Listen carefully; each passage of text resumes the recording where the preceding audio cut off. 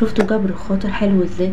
شفتوا ستنا خديجه ما كانتش بتكسر بخاطر حد. شفتوا بيضت وش النبي عليه الصلاه والسلام ازاي قدام مع اهله.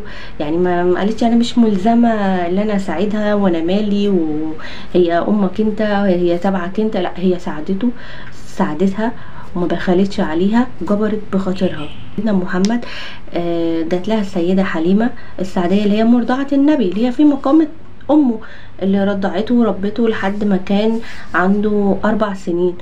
فهي جت وكانت بتشتكي، السيدة حليمة كانت بتشتكي بضيق الحال وان هي عندها ازمة مالية وكانت حزينة جدا. فسيدنا محمد عليه افضل الصلاة والسلام اتكلم مع ستنا خديجة وقال لها ده هي عندها ازمة مالية ومحتاجة المساعدة. فاقترحت عليه اللي هي تساعدها، وفعلا ساعدتها وقتها ان هي حلت كل ازمتها المالية دي، وساعدتها اللي هي ترجع تشتغل من جديد وتقف على رجليها من جديد.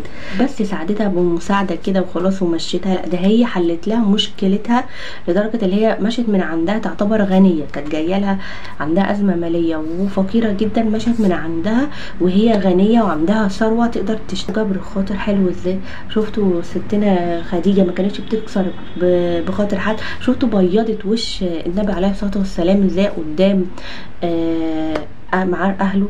يعني ما قالتش انا مش ملزمه ان انا اساعدها وانا مالي وهي امك انت هي تبعك انت، لا هي ساعدتها وما بخلتش عليها، جبرت بخاطرها، اشتغل بيها.